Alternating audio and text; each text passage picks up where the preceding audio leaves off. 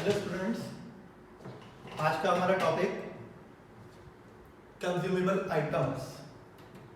Not for profit organisation में calculation of consumable items to be transferred to income and expenditure account और calculation of cost of goods consume. आज का हमारा topic है कि एक ऑर्गेनाइजेशन में जो कंज्यूमेबल आइटम्स होती हैं, कंज्यूमेबल आइटम्स मींस ऐसी आइटम्स जिन्हें यूज करने पर वो धीरे धीरे वैनिश्ड हो जाती हैं, खत्म हो जाती हैं एक साल के अंदर, और हमें फिर उनके लिए उन्हें और नया खरीदना होता है। ये डे टू डे आइटम्स होती हैं। लाइक एक क्रिकेट क्लब की अगर हम बात करें तो बैट, बॉल्स जो हमें डेली यूज करनी है वो खराब होंगी, उनके बदले में नई आएगी, इस तरीके से ये चलता रहेगा। तो इन्हें हम कहते हैं कंज्यूमेबल आइटम। एक बहुत सिंपल सा एग्जांपल मैं आपको दूं जिसे आप समझ पाएंगे बड़ी आसानी से। तो जो आपकी नोटबुक होती है जिसमें आप काम करते हैं, अपना होमवर्क करते हैं, किसी क्लास को नोट करते हैं, तो वो जो नोटबुक है वो एक कंज्यूमेबल आइटम है। कैसे? आप उसको जितना ज्यादा उसमें लिखेंगे, जितनी ज्यादा देर उस पर काम करेंगे, उतनी तेजी से वो नोटबुक के जो यूजेस हैं वो खत्म हो जाएंगे। जबकि वहीं पर जो आपकी बुक है, कोर्स बुक, एग्जांपल के लिए आपकी टीयर लेवल अकाउंट्स की बुक, क्या आप उसको एक दिन में ज्यादा पढ़ लेंगे तो उसके यूजेस खत्म हो जाएंगे? नहीं, उसके यूजेस हमेशा बने रहते हैं। एक और सिंपल सा एग्जांपल आपको देते हैं, जैसे कार कंज्यूमेबल आइटम्स में नहीं आती, जबकि अगर हम पेट्रोल को बात करें तो वो कंज्यूमेबल गुड्स हैं। आप जैसे जैसे अगर एक दिन में ज्यादा किलोमीटर कार को चलाएंगे तो आपका ज्यादा पेट्रोल कंज्यूम हो जाएगा, लेकिन कार गायब नहीं होने वाली, कार के यूजेस बने रहेंगे। हाँ, एक लॉन्ग टर्म में तो कोई भी आइटम, चाहे वो कंज्यूमेबल हो या non consumable, like capital goods, building, plant, machinery, एक लॉन्ग टर्म में तो सबकी एक लाइफ होती है। बट हम यहाँ पर बात एक शॉर्ट पीरियड की कर रहे हैं, एक अकाउंटिंग ईयर की बात कर रहे हैं। एक और सिंपल एग्जांपल, मेरे हाथ में ये मार्कर्स हैं। ये मार्कर्स कंज्यूमेबल गुड्स में ही आते हैं, जबकि ये व्हाइट बोर्ड ये कंज्यूमेबल गुड्स नहीं है, क्योंकि व्हाइट बोर्ड के यूजेस खत्म नहीं होने वाले। मैं इस पे एक दिन में ज्यादा बार लिख दूंगा, ज्यादा बार लिखने से इसके यूजेस खत्म नहीं होंगे, लेकिन ज्यादा बार लिखने से ये मार्कर फिनिश हो जाएंगे। तो स्टेशनरी, जैसा मैंने एग्जांपल दिया, स्टेशनरी आइटम्स, आपके पेन, पेंसिल्स, नोटबुक्स, ये सब आपकी कंज्यूमेबल आइटम्स होती है। एक चैरिटेबल डिस्पेंसरी में मेडिसिन्स कंज्यूमेबल आइटम्स होती है। क्रिकेट क्लब में क्रिकेट गुड्स कंज्यूमेबल आइटम होते हैं, और किसी भी स्पोर्ट्स क्लब में स्पोर्ट्स मटेरियल कंज्यूमेबल आइटम होते हैं, एंड सो ऑन। ऐसी बहुत सी चीजें हो सकती हैं जिन्हें हम कंज्यूमेबल आइटम्स में रख सकते हैं। तो सिंपल सी बात, जो डे टू डे एक्टिविटी में हमारे काम आती हैं, जिन्हें हम परचेज करते हैं, यूज करते हैं, और फिर वो जब फिनिश हो जाती है तो उनको रिप्लेस करते हैं, फिर वो नई लेकर आते हैं। तो ये सभी हमारी कंज्यूमेबल आइटम्स होती हैं। अब आज का हमारा टॉपिक क्या है? हमारा टॉपिक है कि हम इस कंज्यूमेबल आइटम के कितने पार्ट को इनकम एंड एक्सपेंडिचर अकाउंट में शो करें। वैसे तो मैंने यहाँ पर फॉर्मूला लिख दिया है, जिन स्टूडेंट को ज़्यादा समझ में नहीं आ रहा है, प्रॉब्लम हो रही है, तो वो अपना फॉर्मूला लर्न करें और क्वेश्चन सॉल्व कर लें। बट जिन्हें समझ में आ रहा है या जो समझ कर ही करना चाहते हैं, वो बड़े ध्यान से इस वीडियो को देखें। तो कंज्यूमेबल आइटम्स में कितना पार्ट हमने कंज्यूम किया, वो पार्ट ही सिर्फ इनकम एंड एक्सपेंडिचर अकाउंट में जाता है, और जो बचा हुआ पार्ट होता है वो बैलेंस शीट का हिस्सा बन जाता है। एग्जाम्पल के लिए मैं ये 12 मार्कर्स लेकर आया, और इस साल सिर्फ 10 मार्कर्स ही मैं कंज्यूम कर पाया, यूज कर पाया। मेरे 2 मार्कर्स बच गए, उनका यूज नहीं हुआ। आपने 12 रजिस्टर परचेज करे इस साल, कि मैं अकाउंटेंसी की जितनी भी क्लासेस होंगी और जितनी भी मैं इंस्टीट्यूट जाऊंगा और सीखूंगा, सारा काम जो मैं अपनी प्रैक्टिस करूंगा वो सब मैं इन 12 रजिस्टर्स में ही करूंगा, 1 2 3 डालकर। और एक साल में आप सिर्फ 10 रजिस्टर्स को ही यूज कर पाए, 2 आपके बिल्कुल बच गए, यूज ही नहीं हुए। तो वो जो 10 रजिस्टर्स हैं, वो जो 10 मार्कर्स हैं, वो कंज्यूम्ड हैं। कंज्यूमेबल आइटम तो वो पूरे के पूरे 12 मार्कर हैं, बट उसमें से वो 10 कंज्यूम्ड हैं। तो जो कंज्यूम हो गए, जो यूज हो गए, वो इनकम एंड एक्सपेंडिचर अकाउंट के डेबिट साइड में चले जाएंगे एज एक्सपेंसेस, और जो बच गए वो हो जाएगा क्लोजिंग स्टॉक, बचा हुआ जो यूज नहीं हुआ, जो अगले साल काम आ जाएगा। तो जो इस साल का क्लोजिंग होगा वो अगले साल के लिए ओपनिंग हो जाएगा, तो वो चला जाएगा बैलेंस शीट में, इस साल की क्लोजिंग बैलेंस शीट में, नेक्स्ट ईयर की ओपनिंग बैलेंस शीट में। तो इस तरीके से आपको हमेशा ये कैलकुलेट करना होगा कि आपने इस साल कंज्यूमेबल आइटम के कितने पार्ट को एक्चुअली करंट ईयर में यूज कर लिया है, उनके यूजेस फिनिश कर दिए हैं। बस उतना ही पार्ट आपको इनकम एंड एक्सपेंडिचर अकाउंट के एक्सपेंडिचर साइड में, डेबिट साइड में शो करना होगा। अब इसको हम थोड़ा फॉर्मूला से समझते हैं। फॉर्मूला हमारे पास यहां पर मैंने लिखा opening stock of material, opening stock of consumable items plus purchases during the year, whether cash और क्रेडिट परचेज, टोटल परचेज होना चाहिए, कैश परचेज भी यहां पर इंक्लूड हो जाएगा इस परचेज में, और क्रेडिट परचेज भी इंक्लूड हो जाएगा, माइनस क्लोजिंग स्टॉक। तो जो वैल्यू बचेगी वो हमारा हो जाएगा consumable items to be consumed और transferable in income and expenditure account. अब ये फॉर्मूला कैसे बना? बड़ा सिंपल सा तरीका है भाई। पिछले साल मैंने 2 रजिस्टर यूज नहीं करे थे, अभी हमने देखा था ना, पिछले साल के 2 रजिस्टर बचे हुए थे 11th क्लास के। अब मैंने सोचा जब 12th क्लास स्टार्ट हो रही है तो मैं ऐसा करता हूं 12 रजिस्टर 1 डजन और खरीद लेता हूं, क्योंकि मुझे जरूरत पड़ेगी इस साल भी अकाउंट्स में।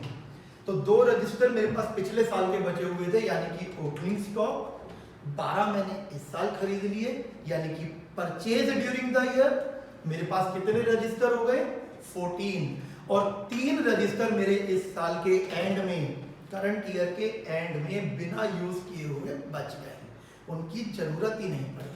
अब आप कैलकुलेट कर लो, 2 मेरे पास पहले से थे, 12 मैंने और खरीदे, मेरे पास हो गए 14, और उसमें से 3 अनयूज रह गए। तो इस साल मैंने कितने यूज करे 11, तो 11 मेरा क्या आ गया कंज्यूम। तो बस वही मैंने फॉर्मूला में लिख दिया, जो इस साल खरीदा उसे भी ऐड कर दो, जो पहले से बचा हुआ है उसे भी ऐड कर दो, और जो इस साल के एंड में बिना यूज किया हुआ बच गया उसे माइनस कर दो। तो आपको पता लग जाएगा consumed during the year, cost of goods consumed during the year, या amount which is transferable to the debit side of income and expenditure. तो बड़ा सिंपल सा फॉर्मूला, ओपनिंग स्टॉक ऐड हो जाते हैं और क्लोजिंग स्टॉक माइनस हो जाते हैं। क्योंकि इनकम एंड एक्सपेंडिचर अकाउंट बनाते हुए हमेशा हमें ये बात याद रखनी है कि जो करंट ईयर में यूज होगा वो ऐड होगा, और जो यूज नहीं होगा वो ऐड नहीं होगा, उसे हटा दिया जाएगा। तो बस वही हमने किया, लास्ट ईयर का बचा हुआ प्लस में करंट ईयर में परचेज किया, माइनस करंट ईयर में जो बिना यूज किए हुए बच गया, और हमारा आंसर आ गया। छोटा सा फॉर्मूला है, तो लॉजिकली आप इसको याद रख सकते हैं, आपको इसका रट्टा मारने की जरूरत नहीं पड़ेगी। लेकिन कहानी इतनी सिंपल नहीं है। अगर ये टॉपिक सब इतना सही होता तो वो आपको पहले से ही आता होता। कहानी कई बार ये लोग कहाँ आप लोगों को घुमा देते हैं, थोड़ा मुश्किल कर देते हैं। ये purchase during the year question में नहीं देते। परचेज, कैश परचेज या क्रेडिट परचेज क्वेश्चन में नहीं बताया जाता, और हमें कभी कभी वो भी निकालना पड़ता है, और उसके लिए भी हमें और डिफरेंट आइटम्स दे देते हैं, लाइक क्रेडिटर्स। कि जरूरी नहीं है कि हम कैश में ही खरीदते हैं, क्योंकि हम तो एक ऑर्गेनाइजेशन है ना, क्रिकेट क्लब है, इतना मटेरियल खरीदते हैं उस शॉपकीपर से, तो हम उससे, उसके पास हमारा खाता चलता है, हमें जरूरत पड़ती है हम फोन कर देते हैं, वो माल भेज देता है। जरूरी थोड़ा है कि हमने पैसा भेजा ही हो, पहले से हमारा पैसा उसके पास हो सकता है कि पहले से एडवांस में पड़ा हुआ हो, या इस साल हमने कहा भाई तो माल भेज दे, पैसे हम बाद में देंगे।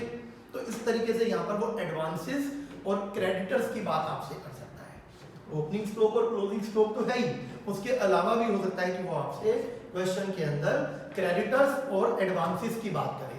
क्रेडिटर्स, भाई पिछले साल का बिना दिया हुआ पैसा, आउटस्टैंडिंग अमाउंट, जो लास्ट ईयर हमने उस जो हमारा डीलर था, जो हमारे को sports material, cricket goods supply करता था, हो सकता है कि पिछले साल हमने उसको कुछ पैसा देना बाकी रह गया हो, तो यानी कि creditors opening creditor current year के लिए जो पैसा हमने नहीं दिया, क्लोजिंग क्रेडिटर जो लास्ट ईयर का पैसा हमने नहीं दिया वो ओपनिंग क्रेडिटर, जो करंट ईयर का पैसा हमने नहीं दिया वो क्लोजिंग क्रेडिटर, और हमने करंट ईयर के लिए पहले से ही कुछ एडवांस दे दिया था, ओपनिंग एडवांस, और हमने करंट ईयर में आने वाले किसी ईयर के लिए एडवांस दे दिया, क्लोजिंग एडवांस। अरे सर ये तो सारा वही हो गया बिल्कुल जैसा आपने सब्सक्रिप्शन में भी बताया था, एक्सपेंसेस में भी, ये तो वही सारी चीज। बिल्कुल हाँ बेटा, ये लगभग उसी के जैसा है। जो आपने करंट ईयर के लिए पहले से पे कर दिया वो ओपनिंग एडवांस, जो आपने करंट ईयर में एडवांस पे कर दिया नेक्स्ट ईयर के लिए, आने वाले ईयर के लिए, वो क्लोजिंग एडवांस, जो लास्ट ईयर देना था बट नहीं दिया वो ओपनिंग क्रेडिटर, जो करंट ईयर में देना था लेकिन नहीं दिया वो क्लोजिंग क्रेडिटर। तो ऐसे आपके पास डिफरेंट आइटम्स हो सकती हैं और आपको उसको यूज करके पहले आप क्या निकालोगे, परचेज ड्यूरिंग द ईयर। अगर क्वेश्चन में purchase during the year given होगा तो आप ये छोटा सा एक फॉर्मूला अप्लाई करेंगे, आपका आंसर आ जाएगा। लेकिन अगर आपको परचेज खुद कैलकुलेट करना होगा तो पहले आपको ये फॉर्मूला अप्लाई करके परचेज निकालना होगा, और जब परचेज ड्यूरिंग द ईयर निकल जाएगा तो आप उसमें ये फॉर्मूला आगे फर्दर ऐसे आसानी से opening stock and closing stock minus, और फिर आपका आंसर आ जाएगा। अब क्लोजिंग क्रेडिटर ऐड क्यों होते हैं, क्योंकि वो करंट ईयर के क्रेडिटर है। जो माल हमने करंट ईयर में परचेज किया बट पैसा नहीं दिया, क्लोजिंग क्रेडिटर। तो जो भी करंट ईयर से रिलेटेड चीजें हैं, मैं पहली क्लास से बताता आ रहा हूं आपको इस चैप्टर में, वो ऐड हो जाएंगी। ओपनिंग क्रेडिटर जो लास्ट ईयर देना था लेकिन नहीं दिया था, वो तो लास्ट ईयर से रिलेटेड है, माइनस हो गया। जो करंट ईयर से रिलेटेड है वो ऐड हो गया, प्रीवियस ईयर वाला माइनस हो गया। ओपनिंग एडवांस जो प्रीवियस ईयर में करंट ईयर के लिए पे कर दिया था, यानी कि करंट ईयर से रिलेटेड ऐड हो जाएगा। क्लोजिंग एडवांस जो करंट ईयर में पे किया लेकिन आने वाले किसी ईयर के लिए, नेक्स्ट ईयर के लिए या उससे भी आगे किसी ईयर के लिए, तो वो भी करंट ईयर से रिलेटेड नहीं है तो माइनस हो जाएगा। तो ऐसा करने से आपका निकल के आएगा परचेज ड्यूरिंग द ईयर। इसे हम credit purchase during the year भी कह सकते हैं। और प्लस में अगर क्वेश्चन में कैश परचेज अलग से दिया होगा तो वो भी इसमें ऐड हो जाएगा। अगर कैश परचेज नहीं दिया होगा तो हम मानेंगे हमारा टोटल परचेज ये है। ठीक है जी। तो आपने देखा कि ये दो फॉर्मूला है, बट जब हम किसी एक क्वेश्चन में करेंगे तो हम इसको एक साथ भी कर सकते हैं। तो मैंने इन दोनों को जो मैंने आपको अलग अलग समझाया, इसी को मैंने यहाँ पर अल्टरनेटिवली एक साथ भी लिख दिया। किसी स्टूडेंट को समझने में ज्यादा प्रॉब्लम हो रही है, चीजें नहीं क्लियर हो रही है, तो एटलीस्ट वो फॉर्मूला को लर्न करके आप अपने क्वेश्चन को सॉल्व कर सकते हैं, क्योंकि वो एक क्वेश्चन में मैक्सिमम आपसे ये 6 आइटम्स ही पूछता है, 1 2 3 4 5 6। इसके अलावा ज्यादा से ज्यादा किसी क्वेश्चन में हो सकता है सेल। अगर किसी क्वेश्चन में सेल दिया होगा तो वो सेल भी माइनस हो जाएगा, और वो भी बुक वैल्यू होता है। ये मैं किसी क्वेश्चन में आपको अच्छे से समझाऊंगा, क्योंकि सिर्फ फॉर्मूला में चीजों को क्लियर करना उतना आसान नहीं है। सेल एट बुक वैल्यू, अगर मैंने कोई स्पोर्ट्स मटेरियल यूज ना करके उसे सेल कर दिया, तो जब मैंने उसे यूज ही नहीं किया तो वो कंज्यूम्ड नहीं हुआ, इसलिए वो कंज्यूम से बाहर हो जाएगा। इसलिए उसे भी हम जैसे परचेज हम ऐड कर देते हैं तो हम सेल को माइनस कर देते हैं, क्योंकि सेल हमारा कंज्यूम नहीं हुआ। और यहाँ पर मैं sale of old sports material की बात नहीं कर रहा हूँ, मैं यहाँ पर सेल ऑफ फ्रेश मटेरियल की बात कर रहा हूँ, जिसे हम अपने यूज में तो लाते ही हैं। जैसे कोई क्रिकेट क्लब है तो जरूरी थोड़ा है कि वो कहता है कि अब मेरे स्टूडेंट है बस उन्हीं को मैं प्रोवाइड कराऊंगा। वो ये भी कहता है कि किसी ने परचेज करना है तो वो मेरे से ये चीजें परचेज भी कर सकता है। तो ऐसा ही है यहाँ पर। ठीक है जी। तो ये आपको मैंने टॉपिक समझाया। ठीक है, एक छोटा सा फॉर्मूला आप याद रखो, इसकी तरफ तो ना ही जाओ तो बेटर है। छोटा सा फॉर्मूला लर्न करो, उसके अलावा जरूरत पड़ने पर इसको अप्लाई करो, परचेज कैसे कैलकुलेट होगा, और उसके बाद सीधा अपना क्वेश्चन करो। बहुत मुश्किल टॉपिक नहीं है, इस चैप्टर का ये इजीएस्ट टॉपिक में से एक टॉपिक है। जब आप क्वेश्चन करेंगे तो आपको पता लग जाएगा कि आपको इसमें बहुत ज्यादा मेहनत, जैसा कि सब्सक्रिप्शन टॉपिक में करने में लगी थी, वो यहाँ नहीं लगने वाली है। चलो मैं आपको एक क्वेश्चन कराता हूँ, आप लोग ध्यान से देखो इधर। मैंने दो क्वेश्चन लिखे हैं आपके लिए, क्वेश्चन नंबर 1, क्वेश्चन नंबर 2। पहले क्वेश्चन नंबर 1 समझते हैं। सबसे जरूरी बात, हमेशा क्वेश्चन को ध्यान से पढ़ो। क्वेश्चन में क्या पूछा गया है उतना ही आंसर करने की कोशिश करो, क्योंकि अगर आप ज्यादा आंसर करोगे, बोर्ड में टाइम बहुत इंपॉर्टेंट होता है, आपका एक एक सेकंड इंपॉर्टेंट है। आप ज्यादा आंसर करोगे, आपका टाइम वेस्ट हो जाएगा, मार्क्स तो ज्यादा मिलने नहीं वाले, जो पूछा है बस उतने ही आंसर के मार्क्स मिलेंगे और आपका टाइम वेस्ट हो जाएगा। आपसे पूछा कुछ और गया है लेकिन आपने कम लिखा तो पक्का आपके मार्क्स बढ़ जाएंगे। तो हमेशा क्वेश्चन को ध्यान से पढ़ो। On the basis of information given below, calculate the amount of medicines to be debited to the income and expenditure account। और डेबिट कौन सा अमाउंट होता है इनकम एंड एक्सपेंडिचर अकाउंट में? कंज्यूम। तो हमें क्या निकालना है? Medicine consume. Account of health club for the year ended 31 March 2020। हमारा करंट ईयर यहाँ पर 31 मार्च 2020 है। हाँ सर, बिल्कुल हमेशा आपको करंट ईयर ध्यान में रखकर चलना पड़ेगा। It is very important. आपको बहुत ज्यादा ध्यान देना पड़ेगा कि करंट ईयर क्या है। हर क्वेश्चन में हम वेरी फर्स्ट डे से ये पॉइंट हम आपको बताते आए हैं कि करंट ईयर सबसे पहले आपको पहचानना होगा। तो करंट ईयर है हमारा which is ended at 31st March 2020। तो हमारा करंट ईयर हो गया 1 April 2019 to 31 March 2020। Stock of medicine जो 1 अप्रैल 2019 को है ओपनिंग स्टॉक, 31 मार्च को क्लोजिंग स्टॉक। 1 अप्रैल 2019 जब हमारा करंट ईयर की स्टार्टिंग हुई थी, बिगिनिंग ऑफ करंट ईयर में जो हमारे पास स्टॉक ऑफ मेडिसिन है, unused part of medicine in the beginning of the year, opening stock ये 1 lakh rupees, unused part of medicine eight the end of the year and eight the end of the current year यानी कि closing stock. इसे हम बोलेंगे opening stock, ये हमारा हो गया closing stock. Medicine purchase during the year, हमें परचेज गिवन है क्वेश्चन में और कोई परचेज नहीं है, कोई कैश क्रेडिट अलग अलग नहीं बताया गया है, तो इट मींस कि टोटल परचेज है। Medicine purchased during the year ended 31 March 2020 were ₹5,50,000।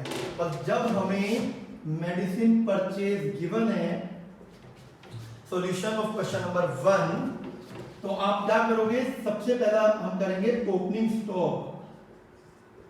Opening stock of medicine which is ₹70,000 plus करेंगे medicine purchase during the year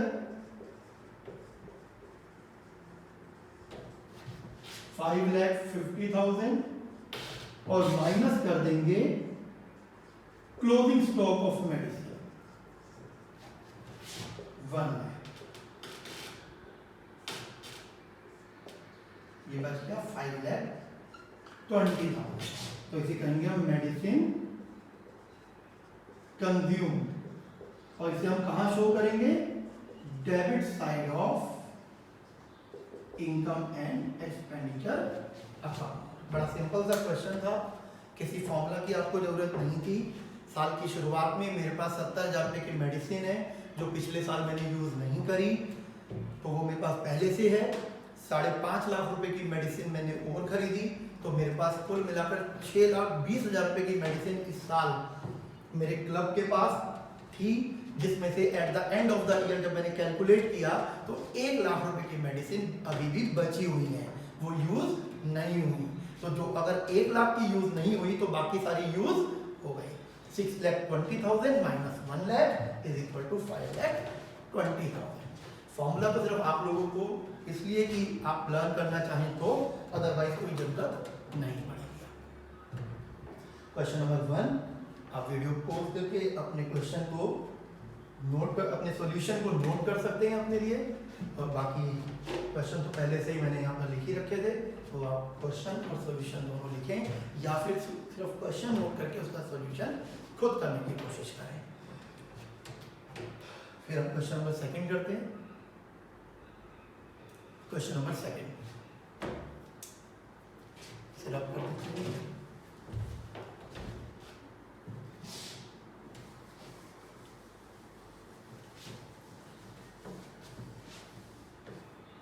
question number second में तो बहुत सारी चीजें नजर आ रही हैं।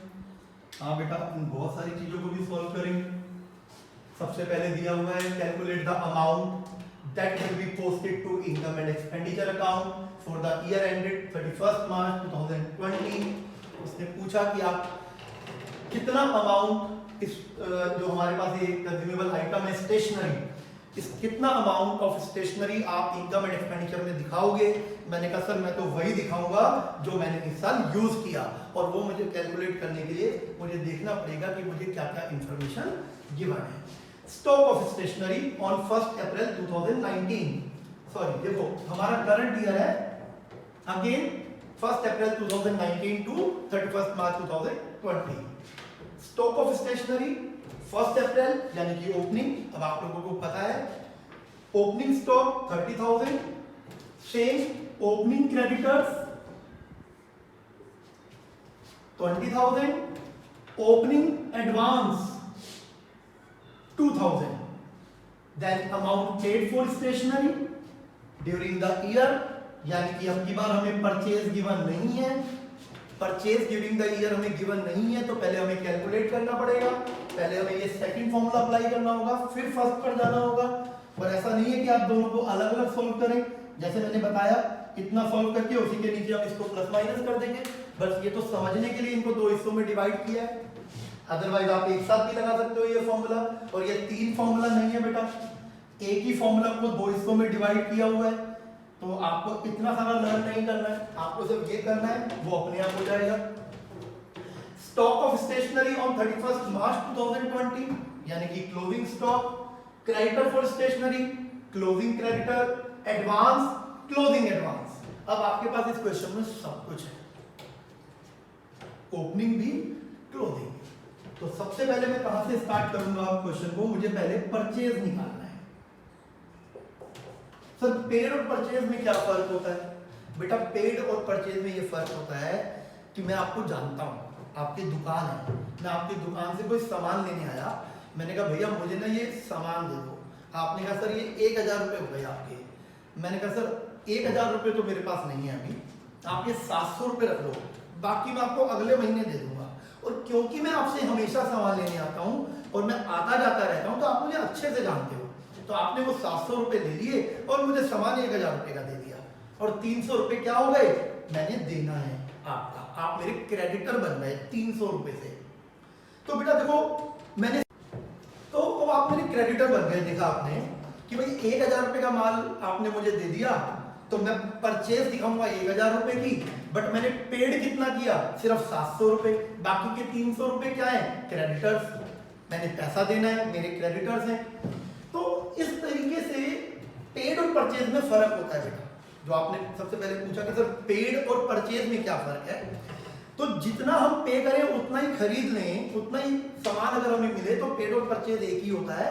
बट ऐसा कई बार नहीं होता, कई बार हम अमाउंट कम पे करते हैं, हम सामान ज्यादा ले लेते हैं, क्योंकि हमारा वहां पर एक खाता चलता है, अकाउंट चलता है, वो हमें उधार भी दे देता है। और कभी कभी हमने ज्यादा पैसे दिए होते हैं कि चलो आप मुझे सामान 1,000 रुपये का दे दो, लेकिन ये 2,000 रुपये रख लो, अगले महीने भी मैं 1,000 रुपये का सामान दूंगा, तो वो भी उसी में एडजस्ट कर देंगे। तो आप समझे इस चीज को कि जरूरी नहीं है कि पेड और परचेज बराबर हो।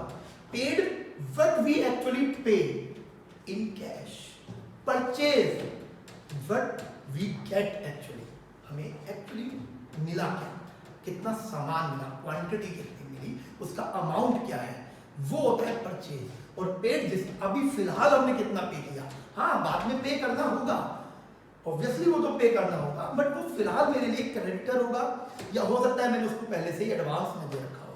इसलिए अगर हमें क्वेश्चन में पेड दिया होगा तो हमें परचेज कैलकुलेट करना पड़ेगा। तो देखो कितना आसान है, लॉजिकली समझते हैं। थोड़ी देर के लिए फॉर्मूला को दिमाग से हटा देते हैं, ठीक है भाई, फॉर्मूला हमारे पास है ही नहीं, हमें तो एक क्वेश्चन दे दिया, एक पहेली सी दे दी हमें, तो कह रहे भैया इसको सॉल्व करो, सॉल्व करोगे तो नेक्स्ट लेवल पर जाओगे।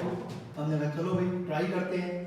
पेड ड्यूरिंग द ईयर, मुझे इसका मतलब पता था, कि मैंने एक्चुअली कितना अमाउंट पे किया। तो मैंने इस साल स्टेशनरी आइटम्स के लिए अपने स्टेशनरी डीलर को 1,08,000 रुपए पे करे थे। अब 1,08,000 रुपए मैंने पे करे थे। अब इसमें क्योंकि मैं पहले परचेज निकाल रहा हूं तो मैं सबसे पहले ओपनिंग स्टॉक और क्लोजिंग स्टॉक को तो यूज करूंगा ही नहीं, बाकी 4 चीजें यूज करूंगा। Creditor, opening creditor. Opening creditor मतलब साल के पहले दिन ही मुझे पता था कि मैंने पैसा देना है। ओपनिंग क्रेडिटर यानी कि पिछले साल का पैसा मैंने नहीं दिया, तो ये पिछले साल से रिलेटेड हो गया ना बेटा, करंट ईयर से रिलेटेड नहीं है। लास्ट ईयर जो पैसा मैंने नहीं दिया था तो मैं ये ओपनिंग क्रेडिटर क्या कर दूंगा, मैं माइनस कर दूंगा। ठीक है जी, क्योंकि ये इस साल के नहीं है। ये पिछले साल के क्रेडिटर हैं, लास्ट ईयर का पैसा है जो मुझे लास्ट ईयर देना था। सामान मैंने लास्ट ईयर खरीदा था बट पैसे नहीं दिए थे, तो ये लास्ट ईयर के क्लोजिंग क्रेडिटर हैं। Closing creditor of previous year यानी कि opening creditor for current year. और क्योंकि ये करंट ईयर से रिलेटेड नहीं है ये पैसा, ये सामान पिछले साल खरीदा गया था, इसलिए मैंने माइनस कर दिया। Advance, advance paid for stationery.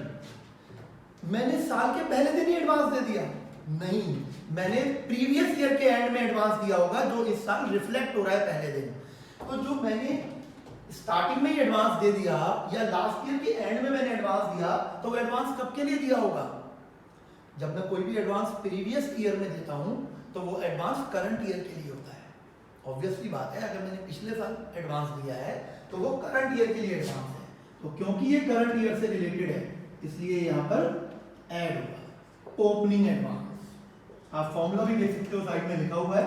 किसी को लगता हो कि अरे सर आप तो गलत कर रहे हो तो आप फॉर्मूला भी चेक करते जाओ। स्टॉक को मैंने भी छोड़ दिया क्योंकि मैं परचेज निकाल रहा हूं। Creditors for stationery, closing creditor. इस साल के एंड में जो मैंने पैसा नहीं दिया यानी कि करंट ईयर का आउटस्टैंडिंग, करंट ईयर के क्रेडिटर्स, क्योंकि ये करंट ईयर से रिलेटेड है तो मैं क्लोजिंग क्रेडिटर्स को ऐड कर दूंगा। और advance paid for stationery on 31 March 2020, current year में at the end of the year, साल के एंड में मैंने एडवांस दिया। तो सोचने वाली बात है, अगर मैं इस साल के एंड में एडवांस दूंगा तो वो इस साल का तो होगा नहीं, आने वाले किसी ईयर के लिए दूंगा। तो क्योंकि वो करंट ईयर का नहीं है तो ओपनिंग एडवांस, और ओपनिंग एडवांस क्या हो जाएगा, सॉरी क्लोजिंग एडवांस, और क्लोजिंग एडवांस क्या हो जाएगा, माइनस, क्योंकि साल के एंड में है ना ये एडवांस, तो ये क्लोजिंग हो गया। जब मैं इसको सॉल्व करूंगा तो ये निकल के आएगा परचेज ड्यूरिंग द ईयर। ये हमारा पहला स्टेप कंप्लीट हो गया। 23,000 एंड 15, 8, तो ये हमारे पास बच गया 1 लाख। कैलकुलेशन चेक कर दो एक बार। 23 माइनस 13 10, 10 से 8 और 8 माइनस किया, परचेज प्लस ओपनिंग स्टॉक जो मेरे पास पहले से था, माइनस क्लोजिंग स्टॉक जो इस साल अनयूज्ड रह गया। ओपनिंग स्टॉक 30,000 ऐड और closing stock 5,000 minus. 1,25,000 stationery consumed during the year. तो जो कंज्यूम होता है वो ही debit side of income and expenditure account जाता है। तो आपने देखा बेटा, चीजें बहुत आसान है, चाहे आप फॉर्मूला दान करके आगे बढ़ो, चाहे आप लॉजिकली समझो, लेकिन प्रैक्टिस मैटर्स। जब तक आप प्रैक्टिस नहीं करेंगे, सिर्फ एक वीडियो देखने से या सिर्फ एक क्वेश्चन को सॉल्व करने से आपको लगे कि ये चीजें बहुत अच्छे से क्लियर हो जाएंगी, तो ये बहुत मुश्किल है बेटा, या कह सकते हैं कि ये इम्पॉसिबल है। आपको बहुत सारे क्वेश्चन करने हैं। आपकी जो भी सिलेबस बुक, जो भी कोर्स बुक आपके पास है, टीएस रेवा, डीके गोयल, पीसी तुलसेन, कोई भी बुक जो आप कोई स्कूल से या आप खुद उसको रेफर करके बैठे हुए हैं, उसके ज़्यादा से ज़्यादा क्वेश्चन ट्राई करें। आप देखोगे कि कोई खास नया पॉइंट उसमें नहीं आने वाला। बस एक छोटा सा पॉइंट मैं आपको और बता देता हूँ कि अगर इसी क्वेश्चन में उसने सेल भी दिया होता कि sale of stationery, book value of ₹25,000 for ₹30,000, हमने 25,000 रुपए की स्टेशनरी 30,000 रुपए में बेच दी, ये पॉइंट और मैं ऐड कर दूं तो मैं कंज्यूम निकालने से पहले सेल की बुक वैल्यू को यानी कि 25,000 को माइनस कर देता, क्योंकि आप खुद समझदार हो, जो चीज हमने बेच दी प्रॉफिट कमाकर वो हमने यूज नहीं करी है, वो कंज्यूम नहीं हुई है। मैं 12 मार्कर लाया था, 2 मेरे पास बचे हुए हैं, तो मैं कहता हूं मैंने 10 कंज्यूम करे, बट मैंने आपको ये तो बताया ही नहीं कि इसमें से 4 तो मैंने बेच दिए थे किसी दूसरे टीचर को, तो कंज्यूम तो मैंने 6 ही करे ना। तो बस वो जो सेल का बुक वैल्यू वाला पार्ट है वो माइनस हो जाता है। फिर उस केस में आपका कंज्यूम ड्यूरिंग द ईयर हो जाएगा यहां पर 1 लाख रुपीज। ठीक है भाई बच्चों, टॉपिक बहुत छोटा सा ही था, आसान भी था, लेकिन आपको मैक्सिमम प्रैक्टिस करनी है, बहुत सारे क्वेश्चंस करने हैं। जितना आसान टॉपिक उसकी ज्यादा प्रैक्टिस करो, उसे और अच्छे से कर लो, और जो मुश्किल है उसके तो ज्यादा करनी है। तो कुल मिला के प्रैक्टिस करते रहो बेटा। अकाउंट्स सिर्फ प्रैक्टिस से ही आपको समझ में आएगा, और कोई इसका दूसरा तरीका आपके पास नहीं है। ठीक है बच्चों, फिर मिलेंगे नेक्स्ट वीडियो।